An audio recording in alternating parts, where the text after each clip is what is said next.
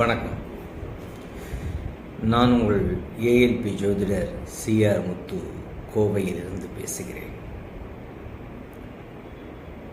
என் அன்பு சகோதர சகோதரிகளே, என் உடன்பிறப்புகளே, உங்கள் அனைவருக்கும் மனமார்ந்த வணக்கத்தையும் நன்றியும் தெரிவித்துக் கொள்கிறேன்.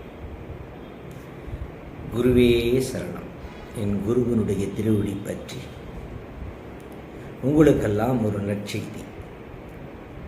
நம்முடைய ஏஎல்பி என்று சொல்லுகிற இந்த அற்புதமான கலையில் நம்முடைய குருநாதர் ஐயா பொதுவுடை மூர்த்தி அவர்கள் கண்டுபிடித்து கொடுத்த அந்த சாஃப்ட்வேர் எவ்வளவு துல்லியமானது என்பதை உங்களுக்கு ஒரு சிறிய எக்ஸாம்பிள் மூலமாக, ஒரு உதாரணத்தின் மூலமாக விளக்கலாம் என்று வந்திருக்கிறேன். ஒரு சகோதரி நீண்ட நாட்களுக்கு முன்பாக என்னிடத்திலே ஜோதிடம் பார்த்தவர். அவர் 29/10/1998 சென்னையில் பிறந்திருக்கிற அந்த சகோதரி. அவருடைய எண்ணம் எல்லாம், வாஞ்சையெல்லாம், யோசனை எல்லாம் நான் வெளிநாடு செல்ல முடியுமா என்பது அவருடைய கேள்வி.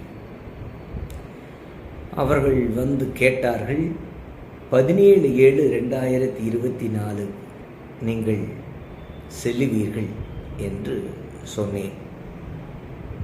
அவர்களுக்கு அதில் நம்பிக்கை இல்லை. அந்த காலகட்டத்தில் நாம் புறப்பட்டு போனால் வெளிநாடு யூனிவர்சிட்டியில் படிப்பதற்கான இடம் கிடைக்காது, அது அட்மிஷனுக்கான நேரம் அல்ல, அது முன்பின்னான நேரம் என்றெல்லாம் அவர்கள் சொன்னார்கள். எனக்கு அது தெரியாது. ஆனால் இந்த கட்டம் சொல்லுகிறது, ஏஎல்பி நகரும் லக்னம் சொல்லுவது நான் உங்களுக்கு சொல்லுகிறேன் என்று சொன்னேன். அவர்கள் திடீரென்று எனக்கு தொலைபேசியில் அடித்து ஒரு மெசேஜ் போட்டிருந்தாங்க. முடிந்தால் உங்களுக்கு அந்த மெசேஜை நான் காட்டுகிறேன். நீங்கள் 17/7/2024 என்று சொன்னீர்கள். நாங்கள் 16ஆம் தேதியே கிளம்பி மும்பைக்கு விசாவுக்காக சென்று விட்டோம் என்று சொன்னார்கள், இன்டர்வியூக்காக. அது 18ஆம் தேதி மதியம் ஒரு 12 மணி, 11 மணியிலிருந்து 11 மணி 10 நிமிடத்திலிருந்து 11:20க்குள்ளாக இன்டர்வியூ. அதாவது 12 மணி 10 நிமிடம் என்று நினைக்கிறேன். 12 மணி 10 நிமிஷத்திலிருந்து 12:20க்குள்ளாக இன்டர்வியூ நடந்தது என்று சொன்னார். உடனே இவருடைய சாஃப்ட்வேரை, அவருடைய டேட் ஆஃப் பர்த் டைமை சாஃப்ட்வேரில் போட்டு பார்த்தால் கரெக்டாக அவர்களுக்கு நடந்து கொண்டிருப்பது ராகு திசை. ராகு 7ஆம் இடத்தில், ஏஎல்பி லக்னத்துக்கு 7ஆம் இடத்தில் இருக்கிறார். சந்திரன் ஏஎல்பி லக்னத்துக்கு 12ஆம் இடத்தில் இருக்கிறார். சந்திர புத்தி. அது மாத்திரமல்ல, அவர்கள் சந்தித்த அந்த நேரம், அந்த சுப்பீரியர், ஒரு மத்திய அரசு ஊழியரை அவர்கள் சந்தித்திருக்கிறார்கள், வெளிநாட்டுக்காரரை அவர்கள் சந்தித்திருக்கிறார்கள். அது யூகே போவதாக இருப்பதால், வெளிநாடு போவதாக இருப்பதால், செவ்வாயும் ராகும் 7ஆம் ஏஎல்பிக்கு 7ஆம் இடத்தில் இருக்கிறார்கள். கரெக்டாக அவர்கள் சொல்லுகிற அந்த வேளையை பார்த்தோமானால் 12 மணி 10 நிமிடத்திற்கு இருந்து 12 மணி 20 நிமிடம் வரை அந்த 1ஆம் பாவத்தினுடைய திசாபுத்திகளை பார்க்கும்போது செவ்வாய்